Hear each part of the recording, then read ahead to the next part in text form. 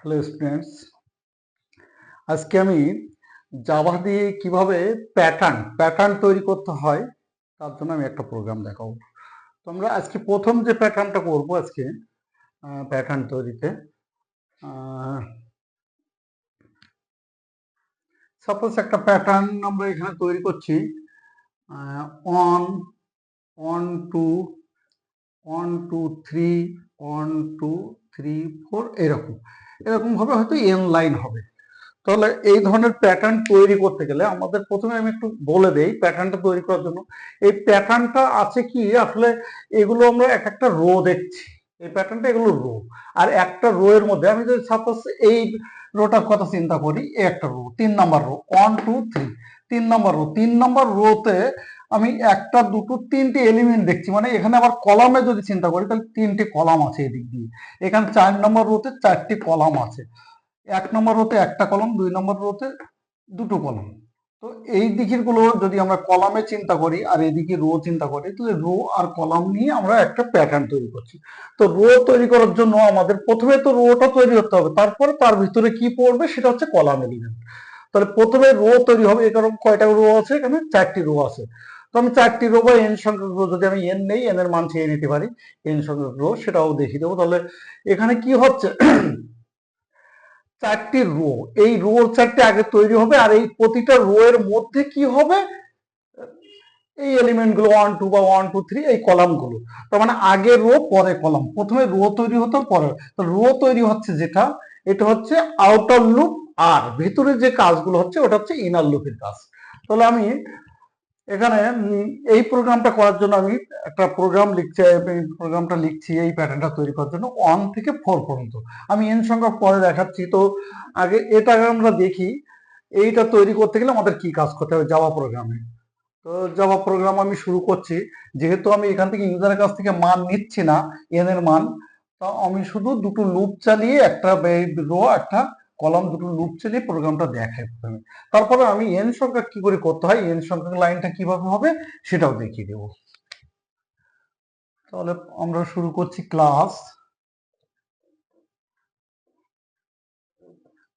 Pattern বলে আমি ক্লাসটার নাম দিলাম প্যাটার্ন ক্লাস। তো প্যাটার্ন ক্লাস শুরু করলাম। এর ভিতরে public static void main, public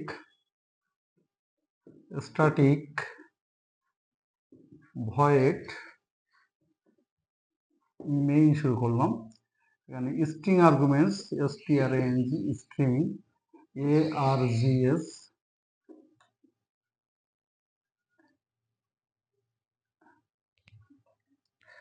আমরা মেইন ক্লাস শুরু করলাম। এবার আমাকে কি করতে হবে, এই দুটো লুপ চালানোর জন্য দুটো ভেরিয়েবল নেব। তাহলে ইন্ট আই কমা জে, দুটো ভেরিয়েবল নিলাম আমি, ইন্ট আই আর জে। এবার এই প্যাটার্নটা প্রিন্ট দেওয়ার জন্য আমি শুরু করছি ফর আই ইকুয়াল টু, আমরা 4টি রোর জন্য আমরা 1 থেকে 4 পর্যন্ত, for I equal to 1, I less than equal 4, I plus plus, এর মধ্যে এসে এবার ইনার লুপের কাজ। ইনার লুপের কাজ কি, ফর জে ইকুয়াল টু, আমরা এই প্যাটার্নের প্রত্যেকটা শুরু করা থেকে 1 থেকে, তাহলে যে এর মান আমরা দেখছি এই ভিতরের গুলো আমরা প্রথমে 1 থেকে 4 পর্যন্ত 4টে লাইনের জন্য, 4টি রো তৈরি করার জন্য আমরা প্রথম লুপটা চালিয়েছি। এবার দ্বিতীয় লুপের কাজ হচ্ছে কি, ভিতরের এই এলিমেন্ট গুলো প্রিন্ট দেওয়া। তো এলিমেন্ট গুলো শুরু হচ্ছে 1 থেকে, তাহলে যে এর মান আমরা 1 থেকে শুরু করলাম। এবার দেখছি যখন লাইন নাম্বার 1 আয়ের মান যখন 1, তখন একটা জিনিস প্রিন্ট হচ্ছে। আয়ের মান যখন 2, মানে দ্বিতীয় রো, তখন দুটো প্রিন্ট হচ্ছে, তখন 3টে প্রিন্ট হবে। তার মানে একটা রোতে কয়টা এলিমেন্ট প্রিন্ট হবে সেটা নির্ভর করছে রো সংখ্যার উপরে। রো সংখ্যা 2 হলে দুটো প্রিন্ট, রো সংখ্যা 3 হলে 3টে প্রিন্ট, রো সংখ্যা 4 হলে 4টে প্রিন্ট হবে, 4টি এলিমেন্ট। তাহলে এই জে এর কন্ডিশনটা কি থাকছে, J less than equal I. তো মানে আই না পর্যন্ত 1 থেকে আই পর্যন্ত, আয়ের মান যদি 3 হয় তাহলে 1 থেকে 3 পর্যন্ত আয়ের মান 3 হয়, মানে 3 নম্বর 1 থেকে 3 পর্যন্ত সংখ্যাগুলো প্রিন্ট হবে। তাহলে J less than equal I J plus plus. এখন এখন আমার কি করতে হবে, প্রিন্ট হবে কার মান, প্রিন্ট হবে হচ্ছে জে এর মানগুলো। তাহলে system dot out dot println, system dot out dot print, println দিলে কিন্তু আবার এগুলো নিচে নিচে চলে যায়। Print system dot out dot print, print দিয়ে কার মান প্রিন্ট হবে, জে এর মান প্রিন্ট হবে। জে এর মান প্রিন্ট দেওয়ার পরে আমি প্রত্যেকটার মাঝখানে একটা গ্যাপ রাখার জন্য আমি একটু স্পেস দিয়ে রাখলাম এটা। তাহলে এইটা, এই লুপটা শুরু হয়েছিল, আউটার লুপটা শুরু হয়েছে এখান থেকে, আউটার লুপের কাজ এখনো চলছে আমাদের। এটাকে মুছি ঠিক করে দিই, আউটার লুপ।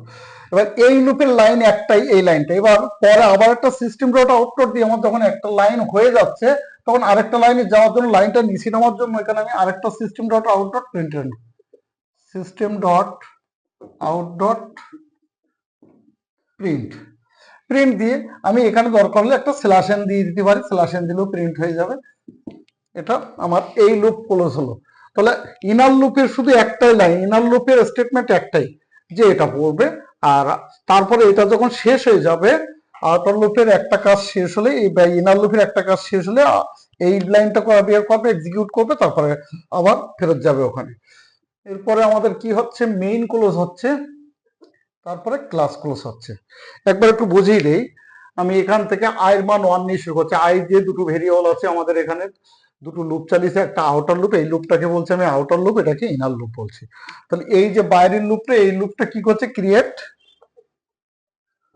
রো, রো বা লাইনও বলতে পারে, আমার লাইনটা ক্রিয়েট করছে এটা।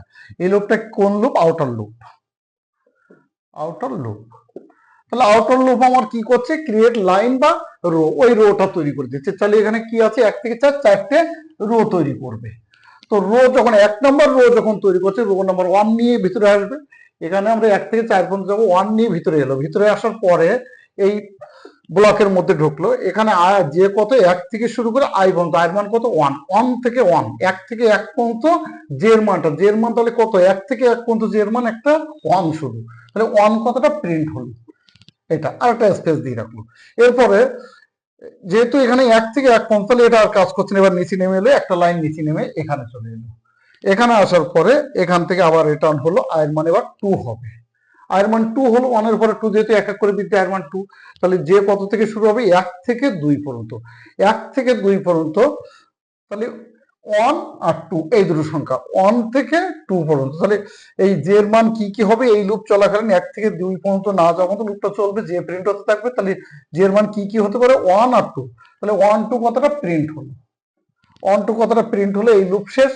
প্রথমবার 1 প্রিন্ট হলো, পরবার 2। তো এই 1 প্রিন্ট হওয়ার পরে এই যে স্পেসটা দিল, স্পেসটা দিয়ে আবার 2 প্রিন্ট হলো, 2 পর আবার একটা স্পেস থাকলো, হলো 1 আর 2 প্রিন্ট হয়ে যাওয়ার পরে এই লুপের কাজ শেষ। এবার এই লাইনে নামলো, এই লাইনে নামলো মানে কি, আরেকটা নতুন লাইনে এলো, স্ল্যাশ এন দিয়ে নতুন লাইন এলো, ফিরে গেল আবার এখানে। আয়ের মান এবার কত হবে, 3। 3 হলে 1 থেকে 3 পর্যন্ত কি হবে, 3 বার জের মান প্রিন্ট হবে। তাহলে জের মান 1 থেকে 3, 3 বার জের মান, জের মান কি হবে, প্রথমে 1, পরে 2 3, 1 থেকে 3। তাহলে 1 2 3 প্রত্যেকটার মাঝখানে একটা করে স্পেস আমি রেখেছি। এই 1 2 3 কতটা প্রিন্ট হলো, এটা প্রিন্ট হলো। প্রিন্ট হওয়ার পরে এই লুপের কাজ শেষ, নিচে আমরা একটা নতুন লাইন নিয়ে চলে এলো, এই লাইনের পরে এ লাইনে এলো। এ লাইনে আসার পরে এবার যে আয়ের মান কত হলো, 4। 4 হলে 1 থেকে 4 পর্যন্ত 4 বার কি হবে, জের মান প্রিন্ট হবে। তাহলে 1 2 3 4, 4টি কথা প্রিন্ট হয়ে গেল। প্রিন্ট হওয়ার পরে এখানে নেমে যাবে, এই লুপের কাজ শেষ হওয়ার সাথে সাথে এখানে এবার নিচের লাইনে চলে আসবে, এই লাইনে আসবে। এই লাইনে আসার পরে আমরা এখানে যাচ্ছি, এখানে দেখলাম আয় যাওয়ার কত, 4 পর্যন্ত। তো 4 হয়ে গেছে, এবার 5 হবে। তো 5 হলে তো 4 ছোট থাকছে না আয়ের মান, অর্থাৎ যখনই 5 হয়ে গেল লুপটা থেমে গেল। থেমে গেল মানে আমাদের এই পর্যন্ত প্রোগ্রাম শেষ হলো, এই প্যাটার্নটা আমাদের রেডি হলো। এটা হচ্ছে, তাহলে এই রোটা কি করছিল, আউটার লুপটা কি কাজ করছিল, রো বা লাইন ক্রিয়েট করছিল। আর ইনার লুপের কাজটা কি, ইনার লুপের কাজ হচ্ছে আমাদের কি করলো, কলাম তৈরি। তাহলে ক্রিয়েট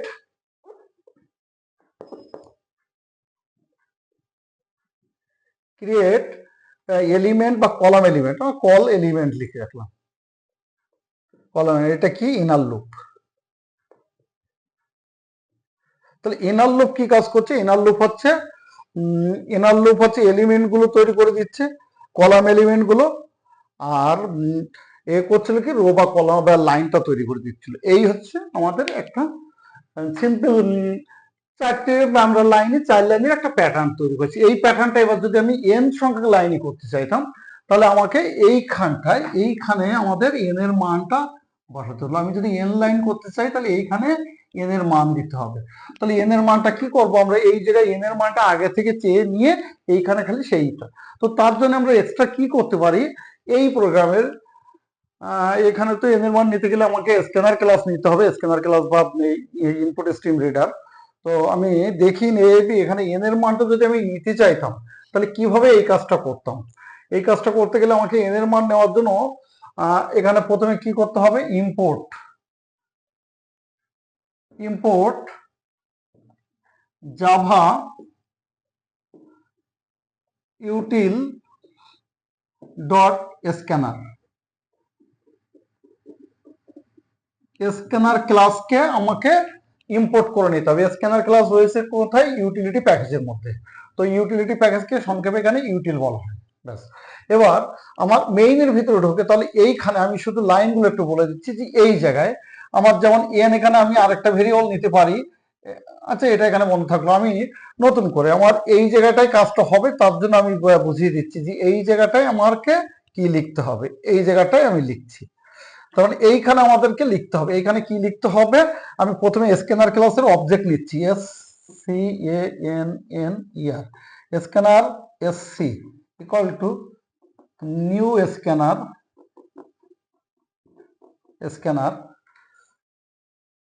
সিস্টেম ডট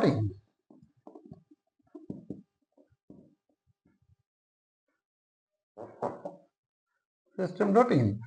এবার আমরা প্রথমে স্ক্রিনে মেসেজ পাঠাবো, enter the system dot out dot println বললাম, enter the number of line,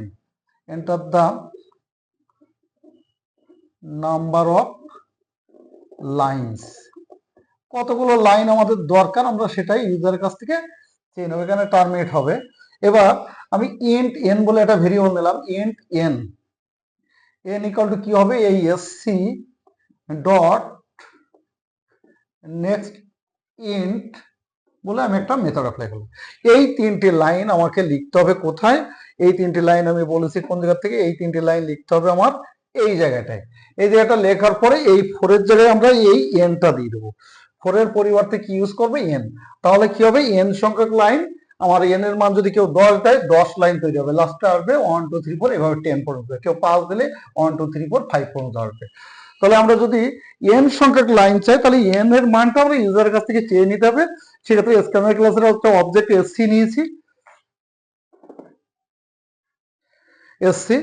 আমরা এই স্ক্যানার ক্লাসের অবজেক্টের সাহায্যে n এর একটা মান নিয়ে নিলাম। n এর মানটা নিয়ে এই লুপে বলে দিলাম যে n সংখ্যক লাইন হবে 1 থেকে n পর্যন্ত। তাহলে 4 এর পরিবর্তে nটা দেবো, কিন্তু আমরা এটুকু খেয়াল করতে হবে। যদি আমরা n সংখ্যক লাইন তৈরি করতে চাই তাহলে n এর মান নিতে হবে, ভেরিয়েবল ঘোষণা করার পরে এইখানে n এর মানটা চেয়ে নেবো, এই জায়গাটায় নিয়ে আমরা এইখানে nটা দিয়ে দেবো, 1 to n পর্যন্ত যাবে। আর ভেতরে যা আছে সব একই থাকবে, আর কোনো চেঞ্জ নেই। তাহলে এই প্রোগ্রামে কারো যদি কোনো প্রবলেম থাকে কমেন্ট করবে।